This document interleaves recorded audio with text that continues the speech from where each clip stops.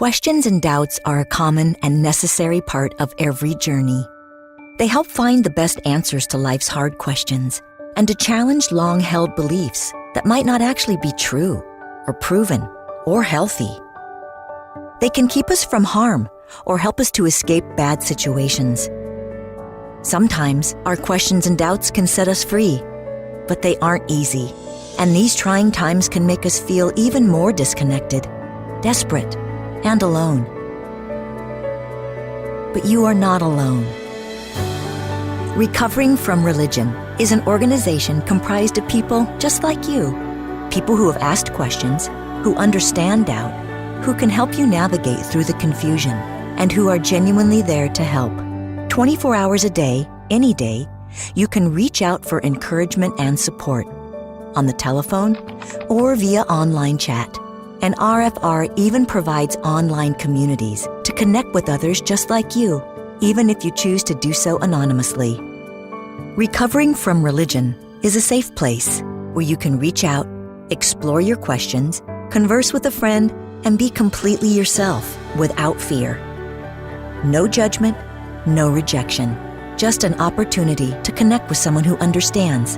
There's no reason to go it alone. Recovering from Religion is ready whenever you are. Reach out today at recoveringfromreligion.org.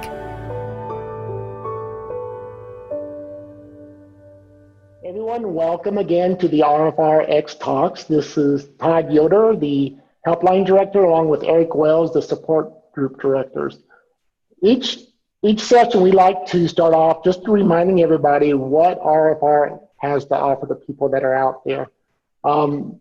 We're here to offer hope, support, and healing for people that are questioning their beliefs or in the middle of their journeys coming through religion. And we just want to remind everybody where we provide those things.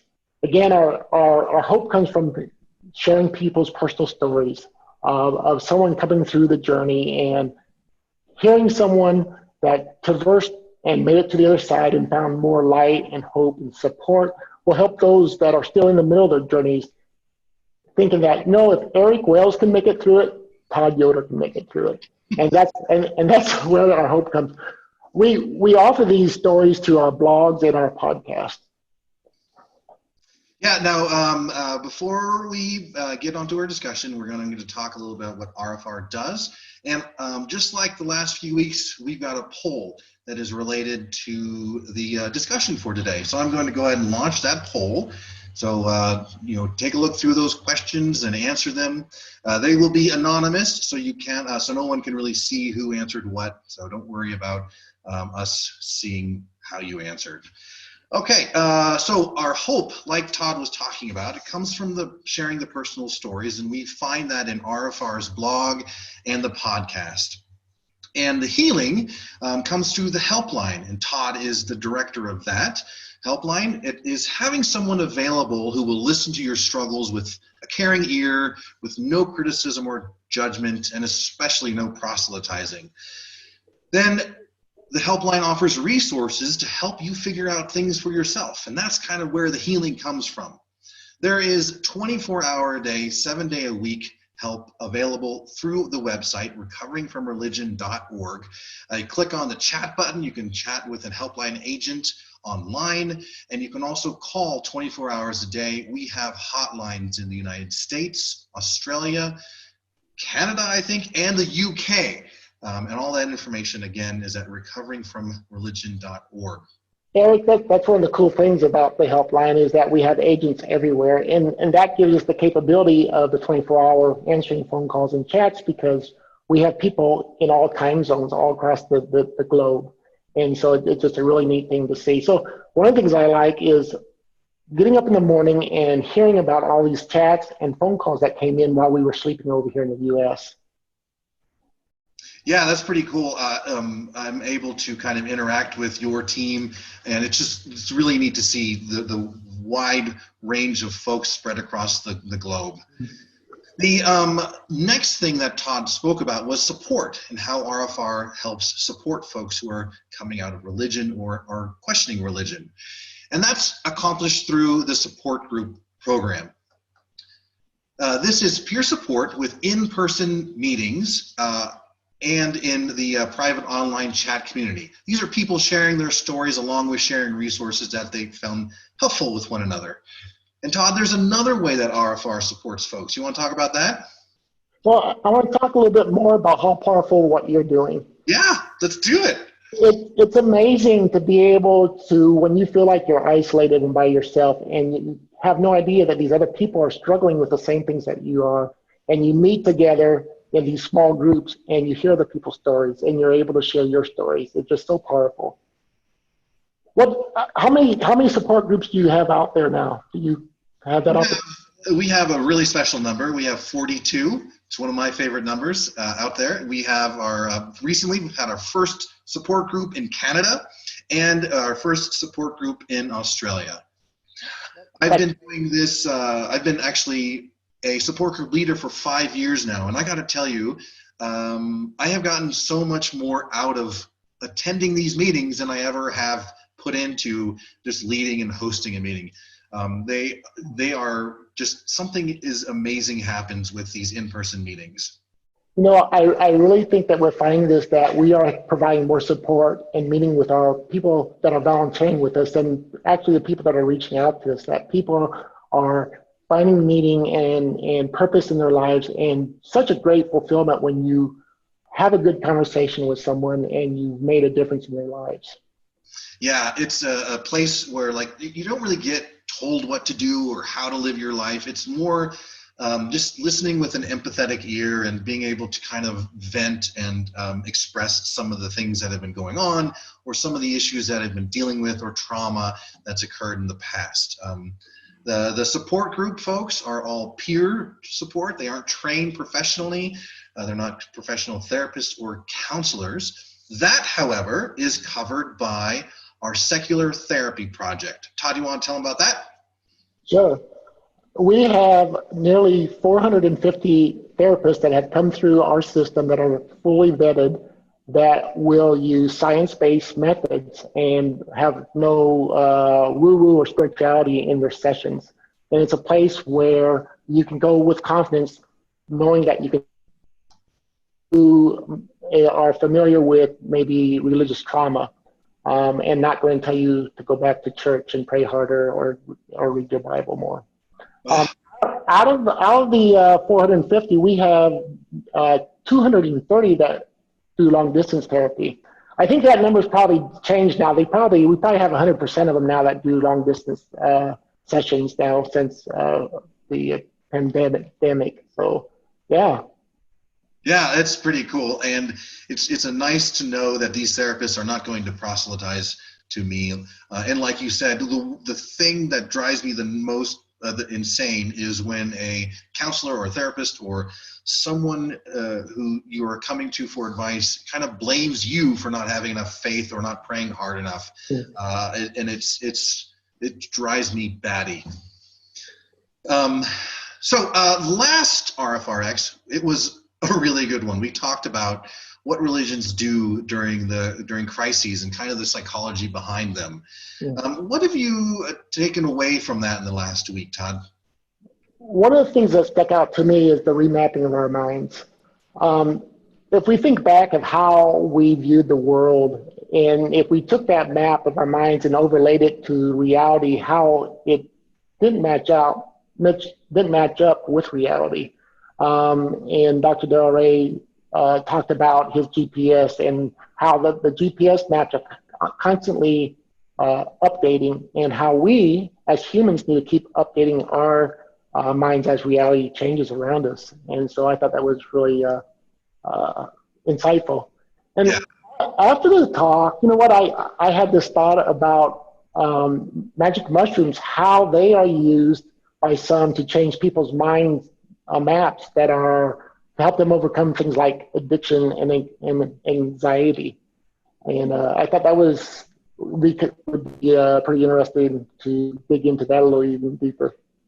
Yeah, that's kind of, you're talking about like an emerging field of study, something that they're just now beginning to kind of experiment on and see what kind of benefits are out there for working to remap the brain, right? I actually watched a Netflix document this last week on how the mind works, and there was a segment in there about using those type of things to remap people's minds to make them think different, help overcome addictions and anxieties and things in their lives. So, pretty, Fantastic. yeah. All right. Well, you want to move on to our guests for this evening and our topics? So, like, they didn't come to here. All of these guests didn't come here to listen to us jabber over here, right? Yeah. I am super excited about our guest tonight, Dr. Hector Garcia. He is actually a personal friend of mine. We met several years ago, and I actually talked him into doing a bike ride with me across a big section of Missouri last fall. We rode across the Katy Trail.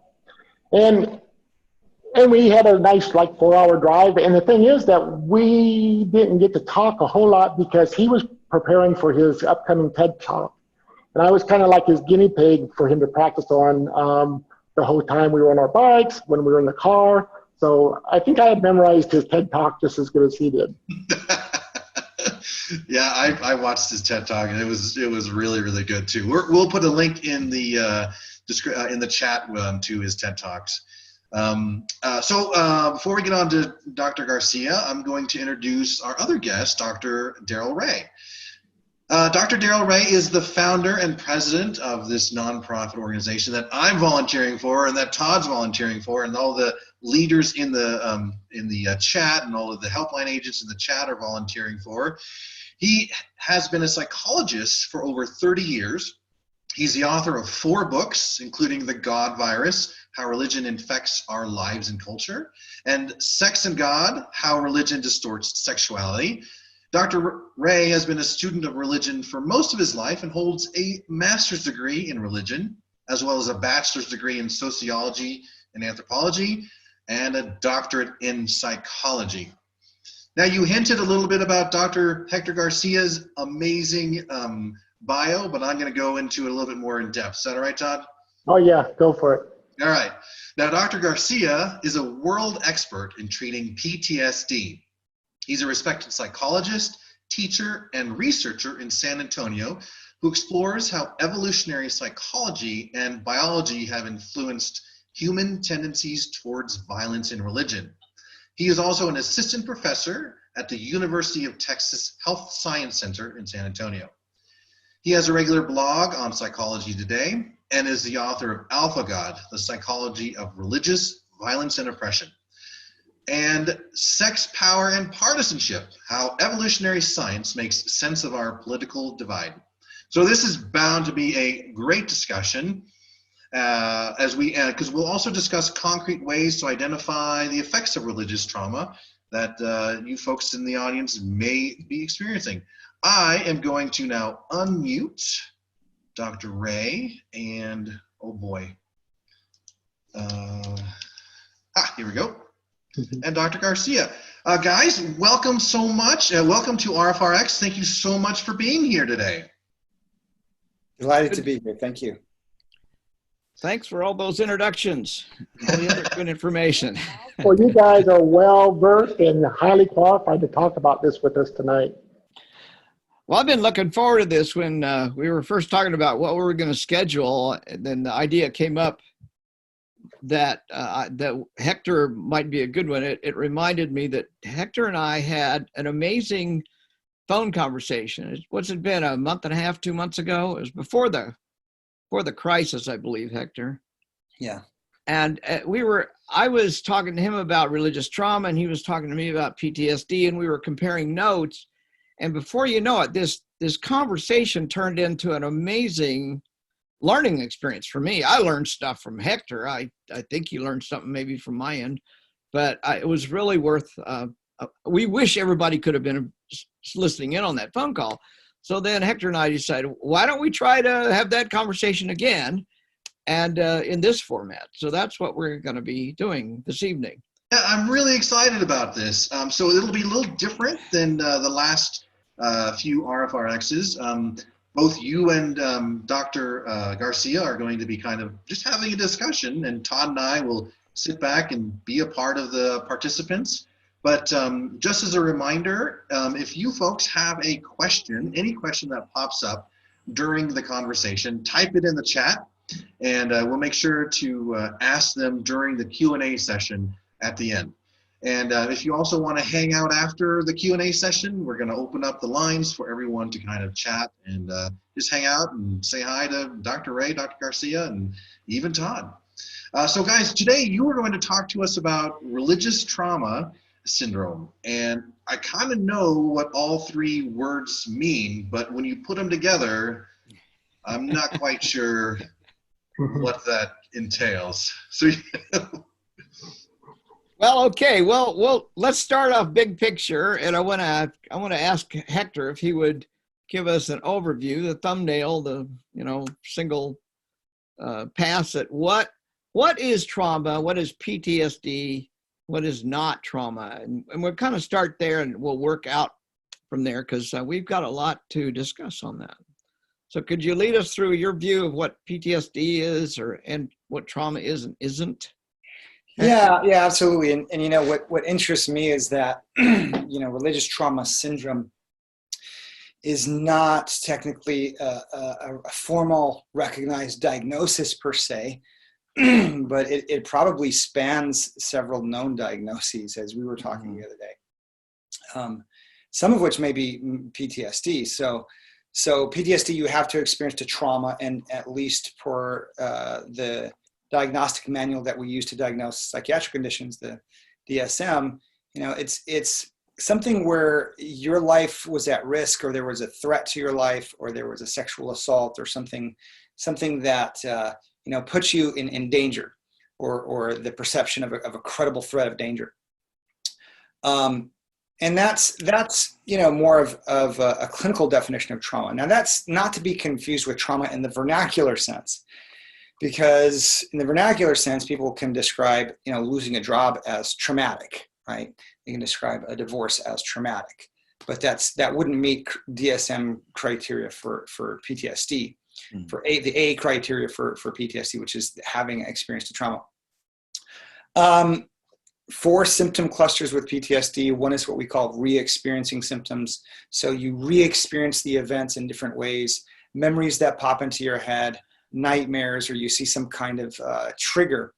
But that re-experiencing is not a pleasant experience. The adrenaline goes up, the emotions are very intense and raw and painful, as if the event had just happened, whereas it could have happened 50 years ago. And then you have hyperarousal, which includes being hyper alert, hypervigilance, just watching your surroundings for threat, getting angry, getting irritable really easily, not being able to concentrate, not being able to sleep. Then you have avoidance, which is avoiding places or situations that remind you of the traumatic experience, avoiding memories of the traumatic experience, pushing the memories out, trying to distract yourself, things like that. And there's a whole bunch of cognitive sequelae too. Not trusting people, thinking that there's something wrong with you, being very self-critical, things of that nature. So broadly speaking, those are the 4 main symptom clusters of PTSD. Okay, right. And it's important for us to realize there's 4 symptom clusters, and you have to meet a certain number of those and a certain intensity for it to trip the trigger, so to speak, to go over the edge of what PTSD would be for someone. Am I correct? Yeah, to the diagnostic criteria, yeah. Mm-hmm. Yeah, right, okay. So when you're working with somebody and you're asking them questions, you're trying to, let's say, your first session with somebody and you're just listening to what they're saying, what would be some red flags that would wave in that conversation? You'd hear somebody say something, and, imagine it's any one of the people that's listening to us right now, and you're asking them about their life or whatever. What would be a red flag to say, okay, I want to explore that more? Or, well, a trauma history, and okay. and I think in a certain sense, as far as PTSD is concerned, it's the same animal, irrespective of what kind of trauma it is, whether it's combat related, or if it's a sexual assault, or if it's something that happened through religion in some way, I'm gonna beat the devil out of you kind of thing. You know, child abuse from very hyper religious parents or something of that nature, or sexual abuse from a priest or clergy member, you know, is still the same set of symptoms tend to arise. Right, So right. a trauma history, Yeah. have you ever been assaulted? Have you ever witnessed somebody getting hurt or killed? Have you ever been physically? Has anybody threatened you to you really felt like you were going to get hurt or killed? That can trigger all the symptoms that we had just discussed. Right, right.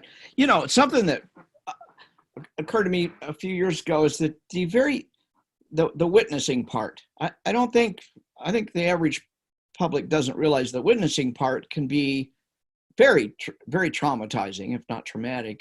Sure. But within the religious context, where does that happen? And I got to thinking, I have watched people being spanked by their parents because they didn't memorize their Bible verses or something like that. Mm-hmm. And I personally was spanked when I was a kid for religious reasons. Not very much, thankfully. It was a minor part of my childhood. But other people I know did get spanked rather severely for failing to do religiously oriented things. So there's two components of that. That's me seeing it happen, and it's them experiencing it. Is that potentially a piece of this trauma? Could it be? I don't know. I think it is. I mean, I'm sitting here talking to you because I think it is. What about you? Well, the thing is, I mean, I'm not sure that spankings would result in PTSD, but the broader question is, what is religious trauma syndrome? And what fascinates me about this is a hugely understudied problem, you know. And I think there's all kinds of different things that can develop from extreme religious practices and the kind of abuses that happen. Mm-hmm.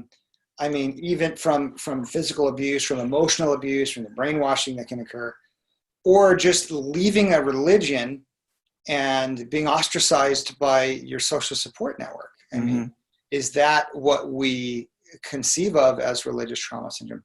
We need to do more. We need to do more research. This is an area that is just begging for more empirical research so we can understand, you know, what this thing looks like, and is it distinct from other kinds of clinical phenomena. It is, and I know in the chat line we see this virtually every day, and sometimes every hour. It's just ridiculous how much we see it. Yeah. People come to us and they say, I've lost my identity, or I don't know who I am anymore. Yeah.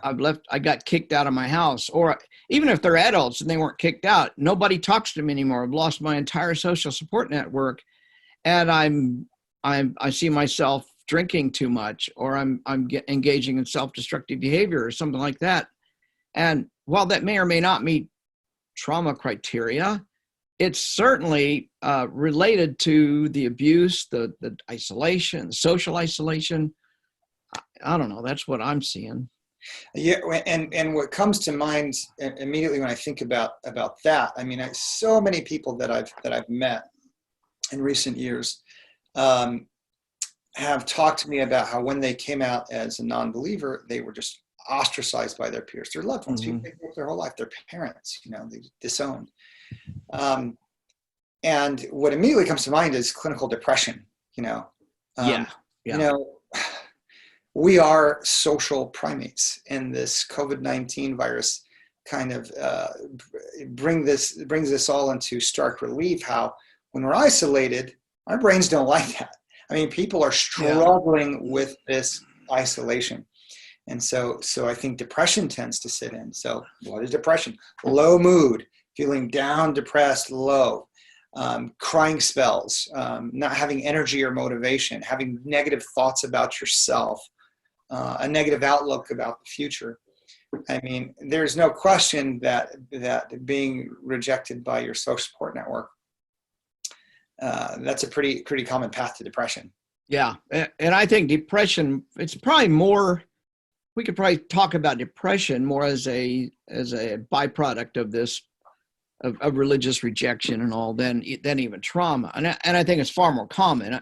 The average person who loses their entire social network is probably going to experience some level of depression. And it may not even take that much, just the loss of one, because you're kind of going through a grief and loss process. I know, somebody, a Mormon or Jehovah's Witness, and their family no longer talks to them, that they've got to go through some kind of grief and loss process. I'm sure. Absolutely. Where do I belong? Where's who am I? I mean, identity issues, Yeah, right. We hear the identity issues are really front and center for a lot of people. I used to know who I was. In fact, I can almost name a couple of people that are watching us tonight who I've had this conversation with. I used to know who I was as a Christian, and now I have no idea. And of course, sometimes it comes out as, what's my moral framework? I used to know what was right and wrong when I was a Christian, and now I don't. I oftentimes say, well, you're not murdering anybody, are you? So you probably do know what's right and wrong. It's just they've been so brainwashed that religion is required to be moral, and now they don't know where to go with that. And I defer to Todd, how much we see this over and over again.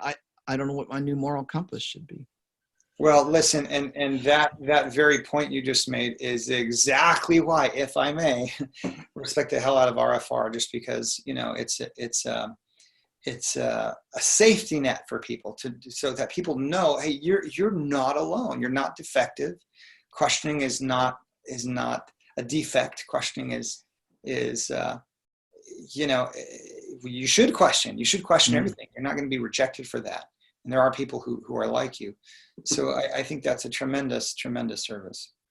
So Hector, you and I agreed on 5 questions we want to do in the pre-survey, and I'd like to talk maybe about each one of those briefly and help people understand why those are even in there. Why'd we ask those questions?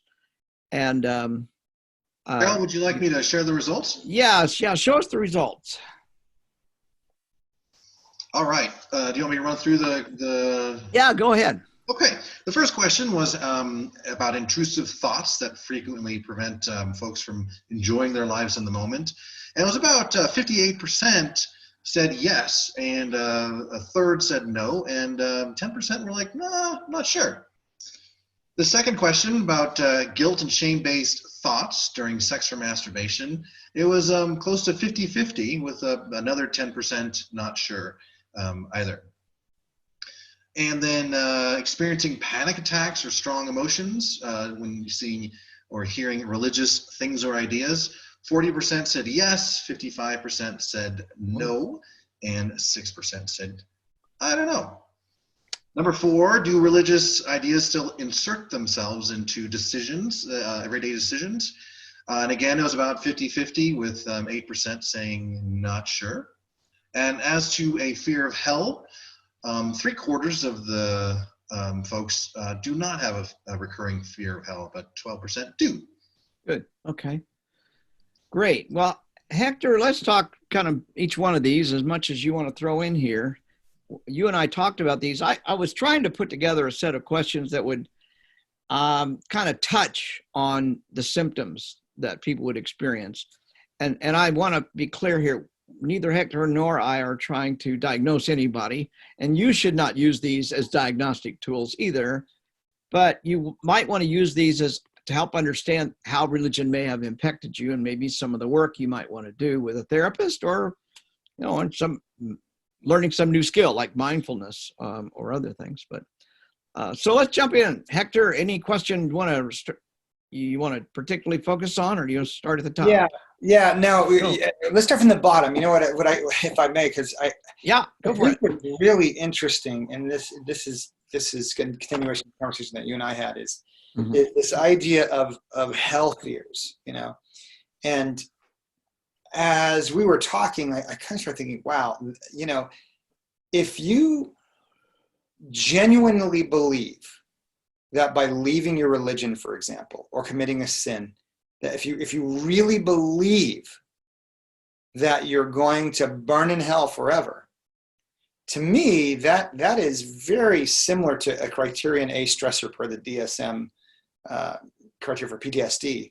I mean, it's not too dissimilar if if you had an abusive spouse who said, if you ever leave me, I'm going to kill you, or I'm going to cut you, or threatening you, in some way like that,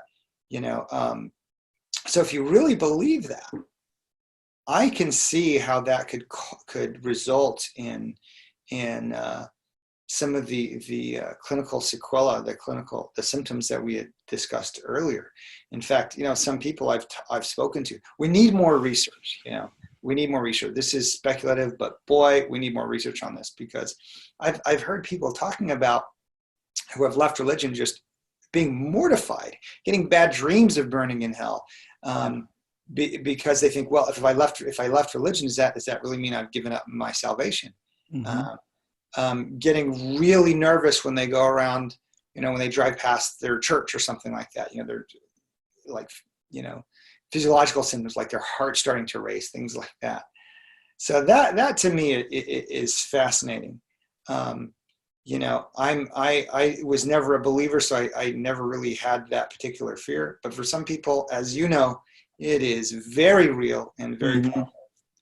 Well, I'm going to jump in and say that our poll results of 12%, which is eight people, I guess, is, I think, about what we see on the chat line relative to the number of clients that come in and talk to us. I would easily guess that somewhere around 10% of our clients are experience this kind of symptomology around fear of hell. And I would like to just ask Todd briefly. Todd, what would your assessment be, the number of people that express a real difficulty with fear of hell among our chatters? Maybe 25% or so. Oh, you think it's even higher? Okay. Yeah, I mean, a lot of times it's the underlying reasons why they come out. They may not come out right away and talk about hell. Yeah, right. It'll boil down to that. Okay. So fear of hell is definitely driving people to us and driving people to talk about, their inability to focus on things, their terror of leaving their family, and even after somebody leaves, Hector, they get pummeled with messages, well, you've left us, so you're going to hell. I mean, people say that out loud and to their face. It's very disrespectful, of course. Yeah. But it's a tough thing to have to face if you're wanting to get out of that stuff.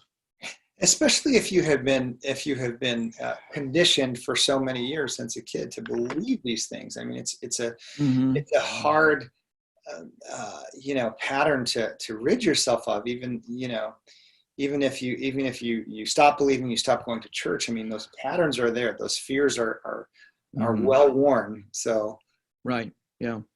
And it's hard to get away from it, because it was, as we've talked about in previous times in this series, the incredibly deep programming that people get starting when they're 2, 3, 4, 5 years old. That programming was there long before they had a rational ability to think about what they're being taught. And what we hear and what we see at the chat line is, I have this irrational fear of hell. I wake up in cold sweats at night. All I have to do is see a billboard, and it sends me over the edge. I can't concentrate at work, and those kinds of things. That's pretty powerful. And when you talk to them, you realize it was what I was taught as a child, and I can't get rid of it. So when you look at that, let's say that sounds to me like trauma. I mean, it just does. Is there an aspect of that you think you would have a recommended approach to if you were treating somebody? And I'm not into treating people. I'm just saying, what would you see if you had a client sitting before you like that and they were saying, I can't get to sleep at night because of hell? How would you explore that? I don't know. Is there anything you'd like to? Well, I think that this is a great question, and I am a strong proponent of evidence-based psychotherapies, cognitive behavioral therapies, for example. We've studied what works and what doesn't work for various psychiatric conditions. And before we started doing that, treatment was kind of they were kind of generalist in nature. One treatment fits all. But for things like PTSD, for things like depression, for things like panic disorder, for things like OCD, they just weren't very effective. So a lot of people don't know this, but just like anything you might get in the pharmacy department at your grocery store, even something as simple as NyQuil or Tylenol or something like that, that's been through research trials. And once enough research evidence accumulates to show that that medication does what it says it's supposed to do, and it's not going to poison you, it's not going to have bad side effects, then it can be released on the market. Well, similar kinds of studies have been done for non-medication treatments, and such as cognitive behavioral therapies. So I would strongly recommend going to a licensed clinician, get a thorough diagnostic workup and a diagnostic interview, and see if you have any of our known psychiatric disorders, because there are specific treatments for specific problems. Right. And some of this stuff sounds like obsessive compulsive disorder, right? You get these intrusive thoughts, and you do all these rituals to try and mitigate the thought from coming into your head. So there's a fine line between that kind of pathology and let's say religious rituals where you're crossing yourself or praying the rosary kind of methodically to rid yourself of whatever sinful thoughts you may have or something of that nature. We do get a lot of people saying, I'm having trouble stopping my habit of wanting to pray. And I've known people who've been out of religion for decades and they still catch themselves. And it's no crime, there's nothing wrong with that tendency, but it certainly comes from a very early training about how to respond to crises. Pray instead of doing a good self-assessment of where you want to be with respect to the crisis. Pray, push the negative thoughts out of your mind, push the sinful thoughts out of your mind. Yeah, right. But the only problem with that is that tends to make things worse. Yeah. There's because so what happens when you push a thought out of consciousness is it comes back. And that's what's known as the rebound effect. So the more you push out, the more it comes back. Yeah. And so evidence-based psychotherapies for PTSD and obsessive compulsive disorders involve going towards the memory or the thought repeatedly till there's no more anxiety related. Great. To Yeah. symptom. But pushing thoughts away, trying to neutralize them, that just makes it worse. It just intensifies them. I call that the don't think of the red elephant problem. Yeah. Yeah. So if you just thought of a red elephant, you have just proven Hector's point right there. When you try not to do something, it's like your brain wants to do it even more. Yeah. Yeah. And actually religion creates that. When religion tells you don't think about sex, don't think about masturbating, don't think about pornography, don't. And so we get the phenomena, for example, important that the highest consumers of pornography in the United States are the zip codes that are the most religious. So there's probably something going on there, I'm guessing. And we do still need more research, but there's actually quite a bit of research around that particular issue. Or pastors who get busted with prostitutes, or people who are on being gay is a sin. They actually come out as gay eventually. That speaks to our very first question in the survey. Do you have intrusive thoughts that frequently prevent you from enjoying yourself in the moment? And here we have 58% of the respondents said yes to that. Yeah. So, and that speaks directly to the notion of these intrusive thoughts are there. What do I do with those thoughts? Yeah. And that's where a well-trained therapist can really help. If they're properly trained in CBT or some other evidence-based methodology, they can help you actually pretty quickly learn some new skills that will help you move on or where you want to go in your life. And I can't stress that enough, to do the evidence-based psychotherapies, cognitive behavioral therapy, if you have a condition like that, Because Can you do you mind defining evidence-based therapy before moving on? I've had a couple of questions in the chat. yeah, well, let's take PTSD for example. I mean, like I mentioned, these are psychotherapies that have been studied repeatedly and you know, when enough evidence accumulates to show that something works, then that gets systematized and put into like a protocol that gets followed through the course of treatment. It's like training. So let's take prolonged exposure, for example, for PTSD. So so when you push memories out of your mind, they rebound, and so you get these intrusive thoughts, these intrusive memories. If you push them out during the day, your brain will just say, okay, I'll try to process this memory while you're sleeping. So people get nightmares. So what that treatment involves is not avoiding your memories, but going over them and going over them and going over them. So for example, patients that I see will make audio recordings of their traumatic experiences, very detailed, take those home and listen to those every day. So eventually what happens is they stop being intrusive. It's not like erasing memories, right? You can't erase a memory, but it's not intrusive anymore.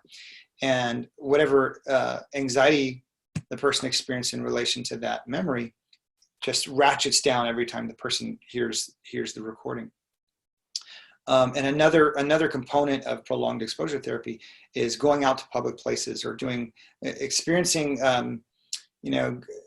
going out and exposing yourself to stimuli that make you anxious. So for PTSD, it's being in a crowd, for example. So we will have our patients, do certain field exercises, so to speak, where today you're going to go to Walmart and walk around for a certain amount of time, or the shopping mall, or sit in a restaurant. You do that over and over and over and over until your anxiety has been extinguished. So evidence-based psychotherapies are more training oriented, and that's just one kind of evidence-based psychotherapy. They're training oriented. It's different than talk therapy. It's different from a kind of therapy where you just come in and rap with somebody in an open-ended, unstructured way. Not to knock those kinds of psychotherapies, because you can learn a tremendous amount about yourself, but they're not going to make PTSD go away or obsessive compulsive disorder go away. This might be a bit of a curveball, but what would be like the opposite of an evidence-based therapy? Something maybe that's been done for a while that has been shown to not work? Well, like spanking, perhaps, or something. I'll give you a bizarre example, you cannot make this crap up.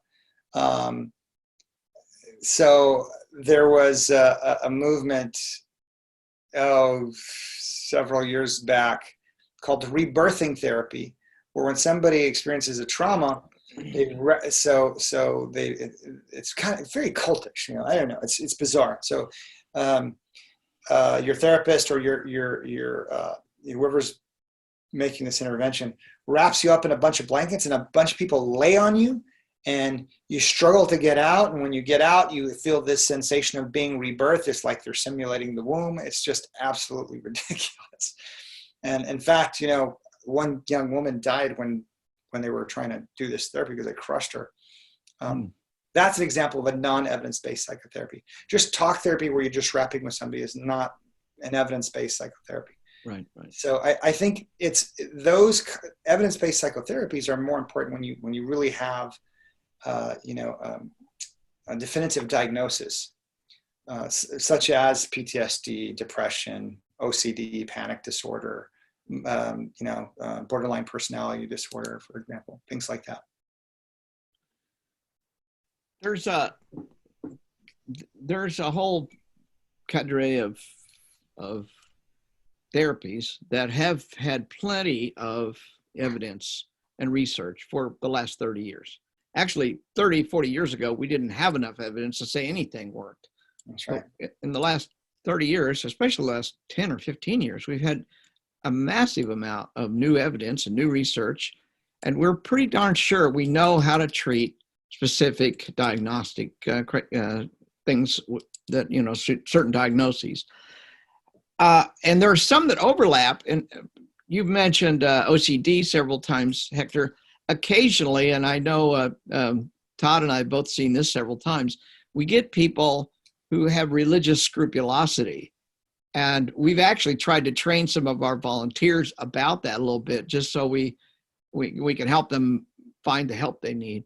But I mean, they gotta, instead of washing their hands, 20 times before they can go outdoors, they have to say the rosary 500 times, or something just way off the charts. And there's very specific ways that can be treated. But we do get that, I don't know, maybe 1 in 100 people that chat in with us will display those kinds of, I could be wrong, Todd. What do you think? Is it higher than that? It's rare. It's not very common, but I couldn't put a number on it. yeah, it's not very, very common. Well, we've kind of looked at the questions. One of the things, of course, I'm always into sex and masturbation. And what I saw here was almost half the people are still have shame-based thoughts around their sexual behavior. So let's talk a little bit about that, Hector.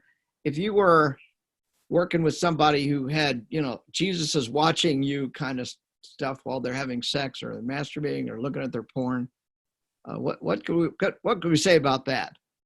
And I know you don't know anything about sex, so I should reemphasize. I love both of Hector's books, and I want to make sure everybody knows they're the second best books ever written on the topic of psychology and religion. So, Thank you so much. You're welcome. Well, I'm not a sex therapist per se, but gosh, I mean, so I don't know what kind of clinical advice I could give somebody, but personal advice is just enjoy yourself. Life is so full of all kinds of miseries that don't taint, one of life's greatest pleasures with guilt. What can I say? Well, that's good enough. And some of the treatments that we've talked about are overlap with what a sex therapist might do in terms of some of this. Well, we've been gone about 45 minutes. I'm looking at what we've got. Is there any other questions you'd like to jump in and look at in detail here, Hector? Whatever you want to talk about, or whatever the panic attack question, 40%, 39% said they have panic attacks or something like that. That's something that seems to me, I mean, I'm very interested that in this simple 5 questions, we have half the people, and probably more than half, are experiencing some of these symptoms. So how does that relate, and where did it come from? It almost always comes out of religious training. I mean, why would somebody be guilty about masturbation? Where did they learn that? Who taught them that? Why do they feel shame about their bodies? Why do they feel shame about their sex organs? I mean, that's got to come right out of religion. And we talked about fear of hell already, but I want to move that. I think there's also fear of sex, and I think it can be pretty serious fear of sex, if you will. Oh, sure. If I have sexual thoughts about somebody, I'm going to go to hell. If I have sex before marriage, I'm going to go to hell. Yeah. God would not approve of this. So where does that come from? Well, I think I try to answer those questions in a great deal of depth in Alpha God, where I talk about, well, this has really come from our primate legacy, where you had dominant individuals dictating who in the hierarchy has sexual privileges and who doesn't, and exclusivity and things like that. Shame is a way to regulate the behaviors of people underneath, or individuals underneath you in the hierarchy. And I think that's a new and interesting way to frame it. That was what I loved about Alpha God, was how you framed sexuality, which is always an interest of mine, and you framed it within a power structure. How much do you want to throw at us about that? Because I loved it. I thought you did a great job on that. Why would religious power? What's the benefit to the religious leaders? And I know this is second nature to you, but just talk to us a little bit about that. To controlling people underneath them sexually? Yeah, well, right. I mean, there's all kinds of benefits. I mean, one is to keep all the sex for yourself. I mean, there's such a history of people higher on the hierarchy and in the religious hierarchy, taking advantage of their position and just having all kinds of sexual exploits with those in their flock, for example. But if I can skip to something, if I can just skip to something a little different before we run out of time, I do want to talk about the panic disorder, because how many people again said they had panic attacks? It was 30, 26, so that's like 30%. Yeah, no, 39, yeah, 39%. Thank you, almost 40. Almost 40%, yeah. Yeah. So there are evidence-based treatments for panic disorder. And, my specialty is PTSD, but I treat occasional, patients with panic disorder. Mm-hmm. It's called interoceptive exposure. And I tell you, it works incredibly well. If you do just regular talk therapy, the panic disorder is not going to go away. You're going to get panic attacks. And there's a terrible sensation. I mean, you feel like you're dying. Usually people end up in the ER thinking they're having a heart attack, a number of times before, their ER docs finally catch on and say, no, I think you need to go see somebody from psych. So what it involves is misinterpreting bodily cues. So, you walk up a flight of stairs and your heart beats. Well, people without panic disorder are like, okay, well, yeah, I just walked up the stairs, or they won't even notice it. People with panic disorder will think, oh my gosh, I'm having a heart attack. Mm-hmm. And as they're focusing on that and catastrophizing about that, their heart rate goes up even higher. And then they focus on that some more, it's going even higher. And before you know it, they feel like they're dying. But there are very specific evidence-based treatments for that. It involves exposing people to their body sensations. It's kind of bizarre, but having people hyperventilate, having people spin in a chair to simulate dizziness, having people hold their breath until those sensations don't bother them anymore, works like a charm.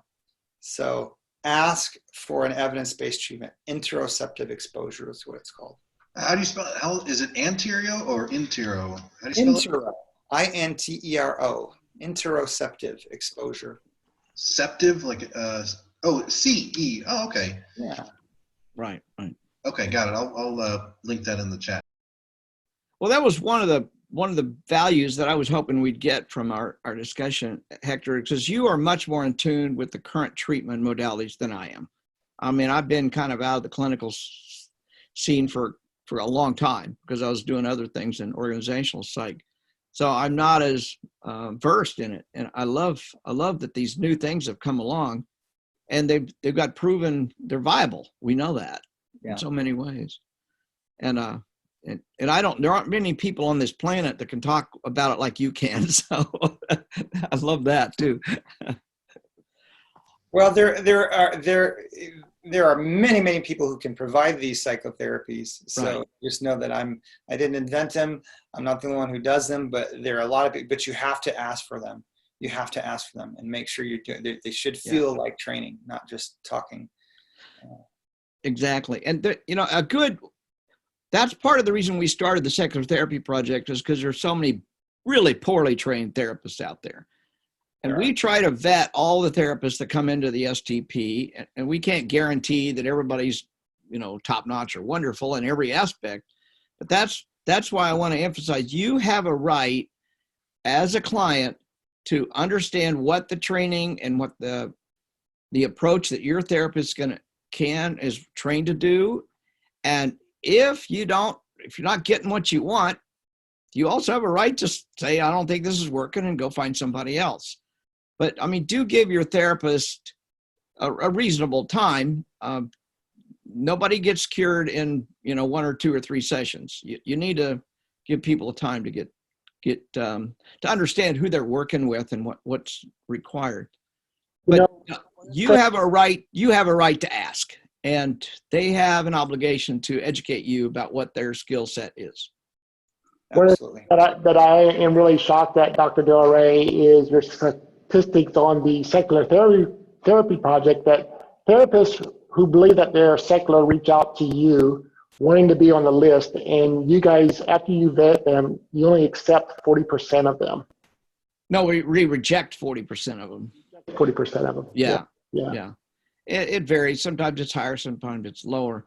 But yeah, and those are people who think they're qualified. I mean, think of all the people who don't apply to us because they know they're not qualified.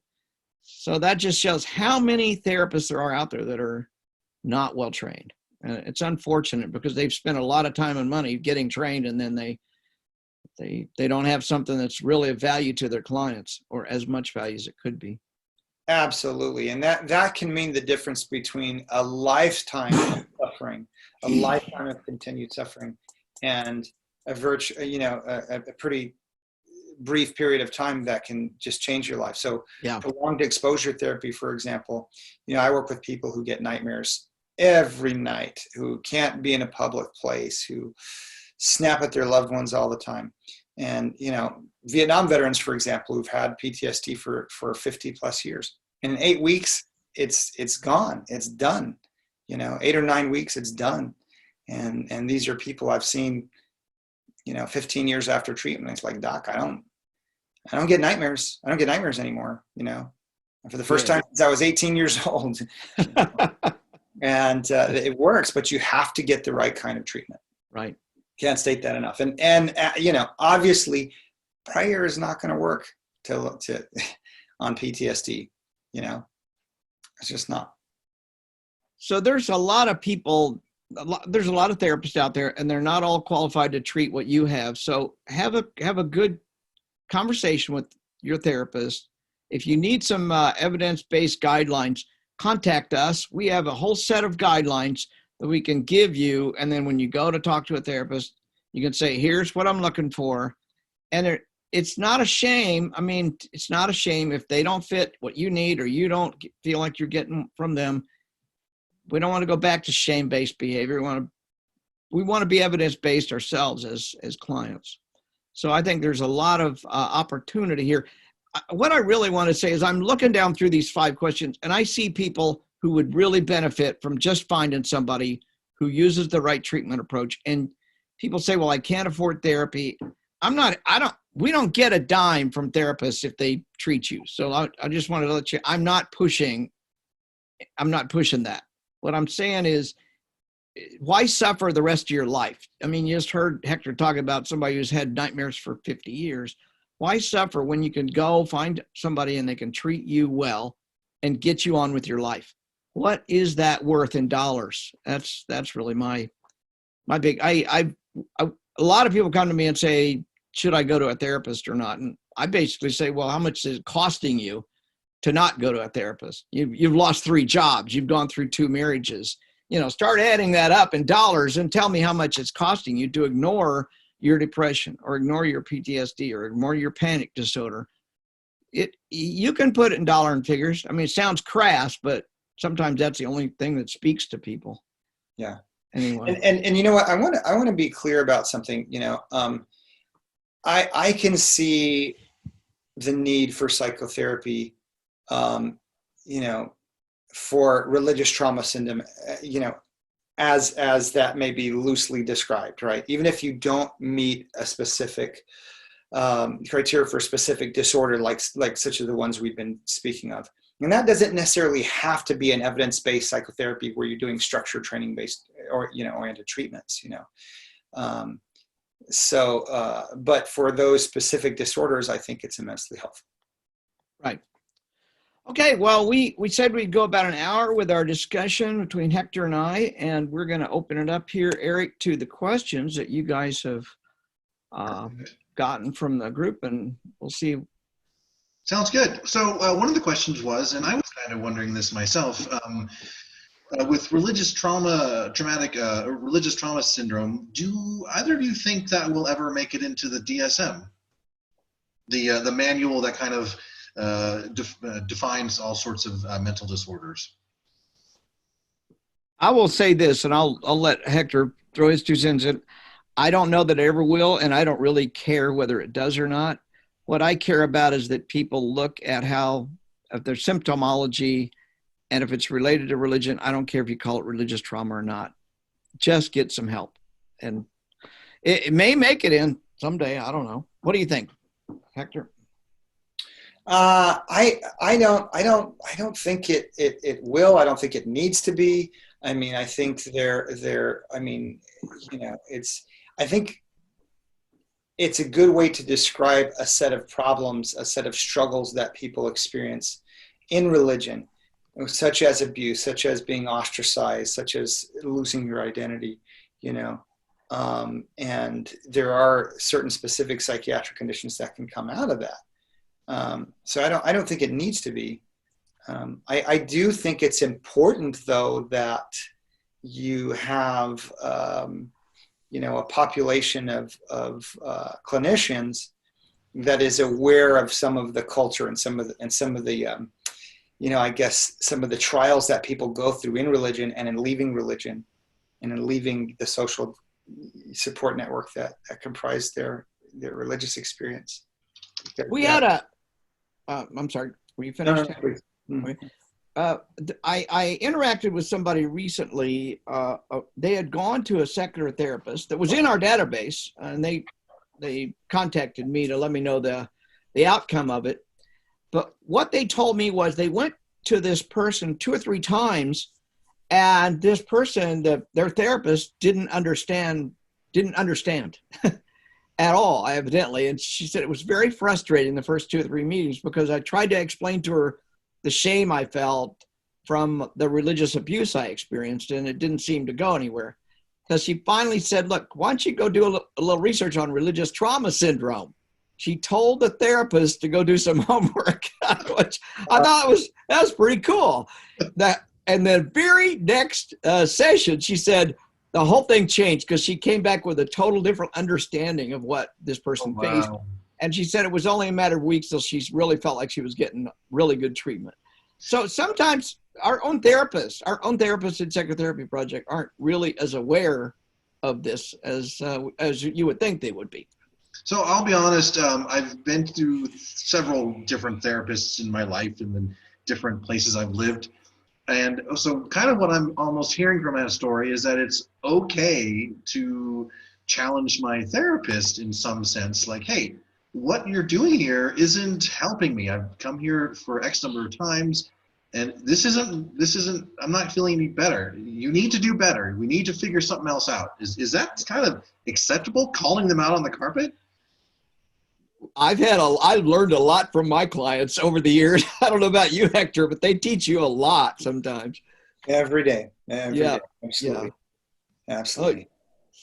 Yeah. So no, I don't know that you're calling them out, but you're at least expressing where you are and your level, your feelings about what the therapy's doing for or not doing for you. Mm-hmm. And it's actually helpful to the therapist to hear that. Yeah, Dr. Darrel, you had a really good write-up on how to vet a therapist to make sure that they use, evidence-based practices. Yeah, and if they'll contact us, we can send that that summary out to anybody that wants it. Yeah, very cool. So Brian is asking, why isn't secular therapy the default? That's a really good question, because in my estimation, it should be the default. But here's the problem, and I'll just outline the problem a little bit. In the last, we've all seen the political system get infected with religion. We've seen Jerry Falwell pushing the religious right in, and now we've got a president whose top advisors are religious people, and he prays with them and all that sort of stuff. This started back in 1978. It was a long time ago, and it's a long time coming. Well, in the meantime, the religious educational institutions got the bright idea. We don't want people going to psychologists because psychologists will help them ask questions that we don't want them asking. So we will educate our own people in social work and clinical psychology and clinical social work and counseling and marriage and family counseling. So if you look at Regents University, at Oral Roberts University, at George Fox University, at Liberty University, they all now have advanced degrees in counseling, even in psychotherapy. You can get a fucking PhD from Regents University in psychology. Now, 1 year of that PhD, Wow. 1 year of that PhD is studying Pat Robertson theology that says God sends hurricanes to Orlando because of the gays. So these people are leaving with a PhD, and they can get licensed. And that was their goal 30 years ago, to start putting people in the psychology world that would not challenge the Jesus narrative. So the default used to be secular. I mean, you look back, Freud was an atheist. He wrote a book called The Future of an Illusion. It's one of the more atheist books you'll ever get. Jung may not have been an atheist, but he sure wasn't any kind of a Christian.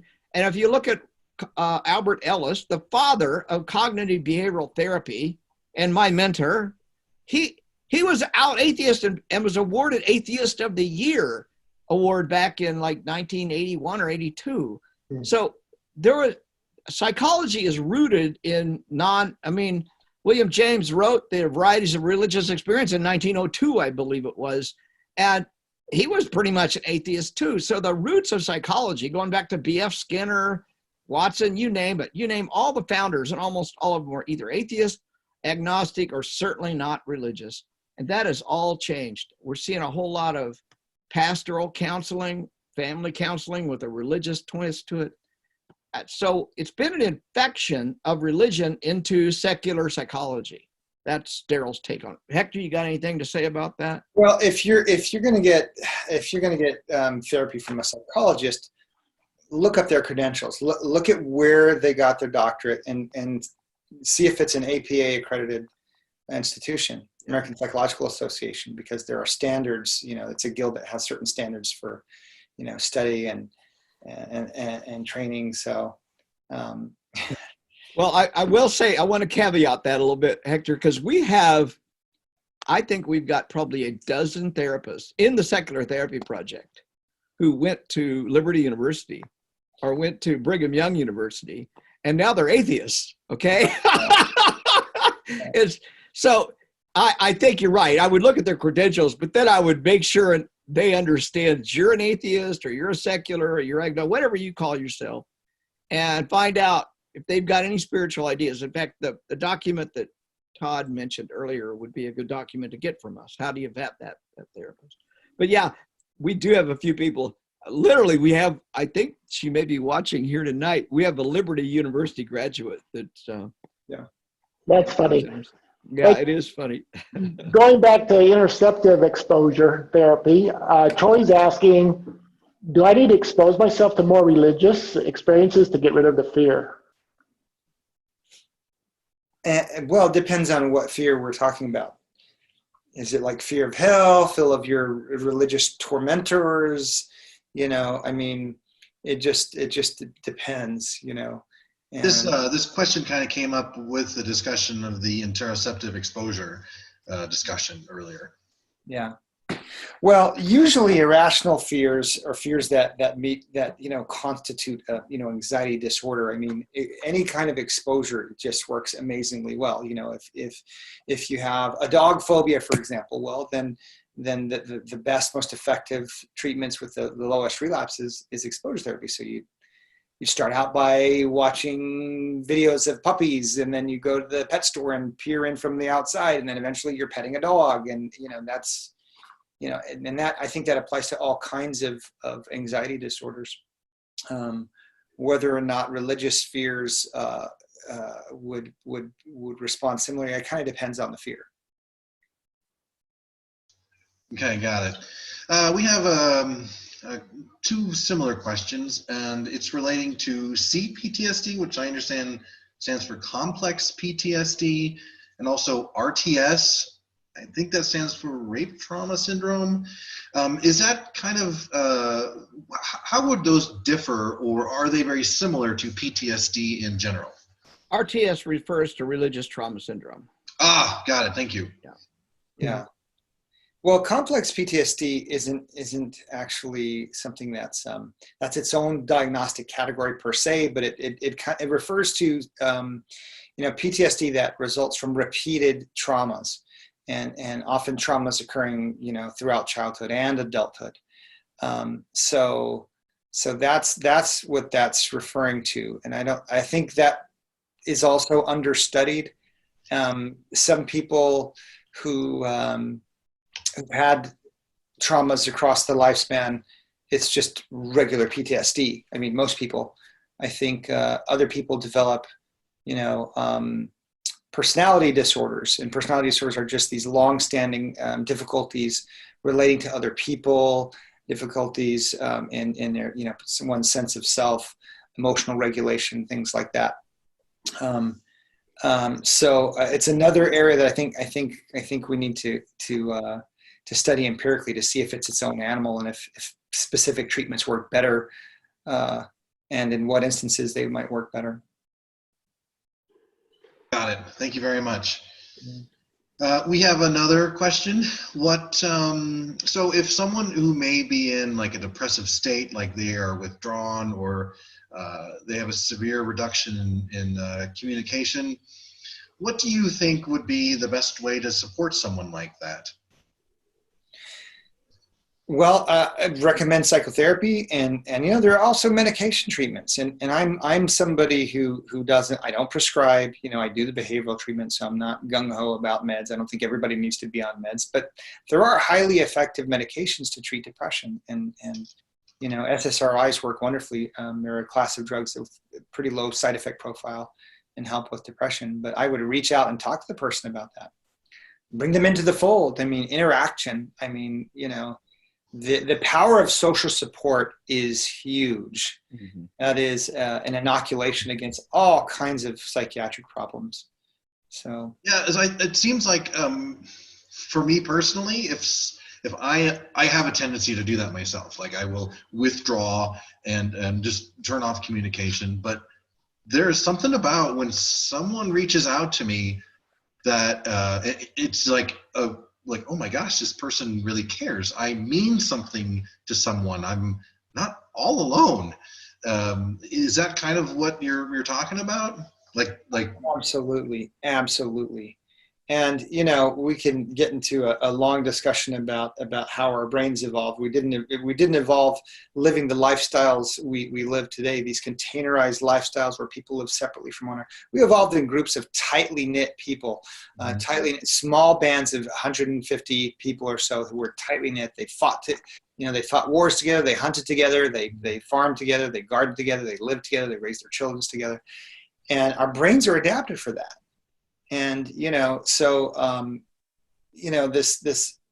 COVID-19 crisis kind of really underscores the point. I mean, there's a lot of people who are just really suffering deeply because of that. So when somebody's depressed, or when the world's on a global lockdown, reach out to each other. I absolutely think that's great advice. Absolutely. Got it. So next question, Marie is asking, or is making a statement that she's noticed conversations that churches are hosting regarding religious trauma. Do you think that they're self-aware of religious trauma? And what's your impression of churches actually hosting these types of conversations? Well, that's news to me. I haven't seen that. I'd have to see it. I don't know what they're talking about. But let's just be honest here. As I say in the very end of my book, The God Virus, religion is always trying to usurp science. That's how we get Scientology. That's how we get the Church of Christ scientists. All religions want to use science to propagate themselves. And it would not surprise me that they're taking the word religious trauma, and basically they're probably saying, well, you were traumatized by that church over there, but you come to our church and we will help you with your trauma. Of course the Catholics traumatized you. Of course Yeah. the Mormons traumatized. Of course the Jehovah's. We are different. We will traumatize you. Well, just for example, this is a kind of off topic a bit, but not long after I started, a couple of years after I started recovering from religion, I noticed in a search that a recovery from religion group was in Chicago. And I thought, I don't know anybody in Chicago, and they don't have a religion. So I checked them out and found out they were a home church. They were a home church meeting in Chicago, and they were calling themselves Recovering from Religion because they're not a religion. They're a relationship with Jesus. That's the problem is religion, they're not having relationships with Jesus, a personal relationship with Jesus. So, yeah. Yeah. So Yeah.